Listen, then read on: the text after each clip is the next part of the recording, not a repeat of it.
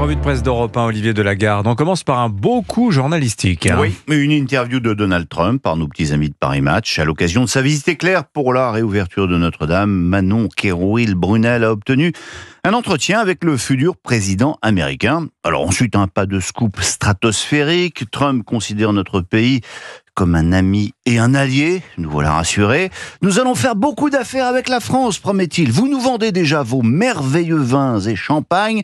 Nous allons aussi nous concentrer sur la défense. Traduction, si vous voulez qu'on continue à acheter votre pinard, vous allez devoir casquer pour notre matériel militaire. Enfin, sur Notre-Dame, Trump salue les artisans français qui ont fait un travail incroyable. Je sais de quoi je parle, conclut-il. Je viens du secteur du bâtiment. Mais peut-être pas assez d'or à son goût dans Notre-Dame à Donald Trump. Autre interview tout aussi surprenante. Oui, alors que François Bayrou a toutes les chances de devenir Premier ministre, nous disent les gazettes, le Corriere della Sera de Milan a eu la bonne idée d'aller interviewer Michel Houellebecq. Quel rapport, me direz-vous ? Eh bien, il y a 10 ans, Houellebecq publiait Soumission, un livre dans lequel il imaginait Bayrou à Matignon, Premier ministre d'un président islamiste. Coïncidence incroyable, le livre était sorti le jour de l'attentat contre Charlie Hebdo. 10 ans plus tard, et alors que l'actualité bafouille, Houellebecq revient sur cette période et sur la polémique qu'il avait déclenchée.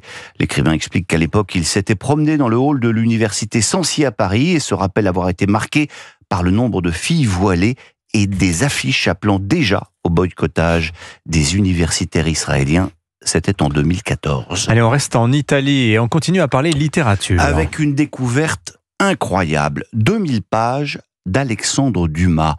C'est dans le Figaro que vous lirez cela. En 1840, l'auteur des Trois Mousquetaires fuit la France pour échapper à ses créanciers. Il trouve alors refuge à Florence. Et là, pendant 3 ans, il va s'atteler à la rédaction d'une sorte de guide culturel du musée des Offices, le plus beau du monde selon lui.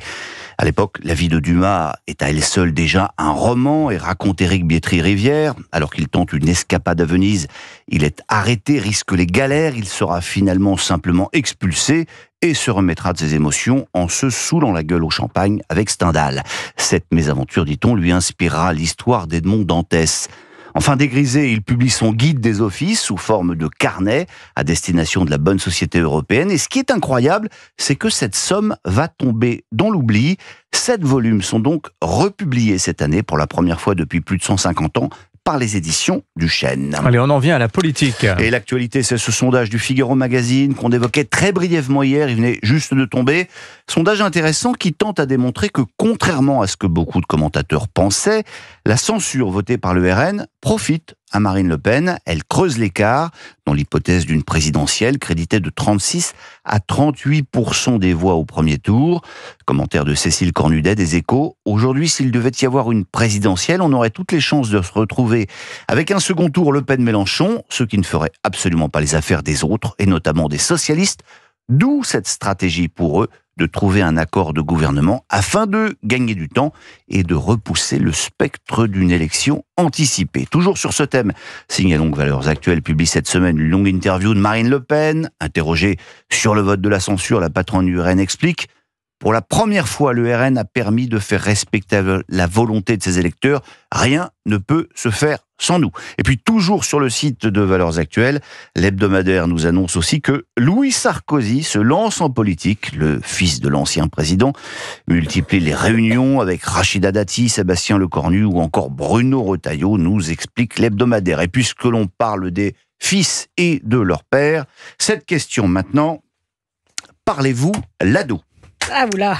C'est un papier assez amusant dans le Parisien aujourd'hui en France qui nous raconte les difficultés de communication des jeunes avec leurs parents ou plutôt avec leurs darons et daronnes. Oula, même ça c'est un mot de vieux ça. Nouveau, Des boomers qui s'agacent de ce que leur progéniture place flemme et genre 3 fois par phrase. En vrai. Alors, aussi. on va voir si vous êtes à la page. On ne dit plus faire la teuf aujourd'hui, mais qu'est-ce qu'on dit ? Aucune idée. Nous, on a des enfants qui font pas la fête, vous savez, ils sont sérieux. Oui.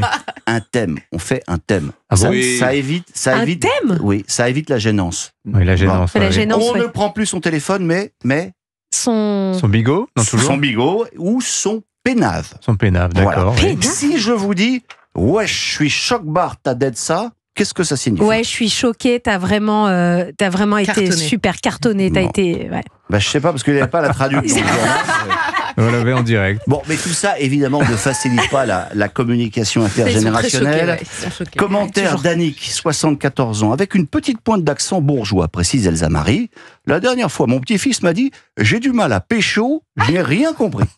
Alors, pour aider Annick à comprendre, on va terminer par un truc sur lequel certains ont pu pécho grave. Écoutez. Ah bah oui, bien sûr. Anissa, réponse. Last Christmas, Wham. George Michael.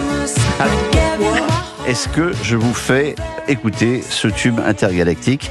Eh bien parce que le Parisien nous signale qu'il a 40 ans cette année. Le journal a même interviewé à cette occasion le compère de George Michael, qui nous révèle qu'à l'époque, le beau gosse n'avait absolument pas confiance en lui. Voilà, au passage, je me permets de vous conseiller de revisionner quand même le clip de l'époque Dans le chalet. qui vaut son pesant de brushing années 80. D'autant qu'il va me permettre de boucler cette revue de presse avec une info qui fait le pont entre Donald Trump et George Michael. C'est dans les Échos qu'on apprend ça. Après les briquets et les rasoirs, la société Bic se lance dans les brosses à cheveux. Moi, ça ne me concerne pas vraiment, mais c'est un marché mondial de 4,5 milliards de dollars. Oui. Et je vous dis, quand on revoit le clip de Wham et les photos de Trump dans le match, on comprend pourquoi. Voilà, défunt George Michael. Merci de nous avoir fait réécouter ça. Vous avez dead la revue de presse, Olivier Delagarde, pour grave. parler comme un jeune. Grave, grave. Merci à vous.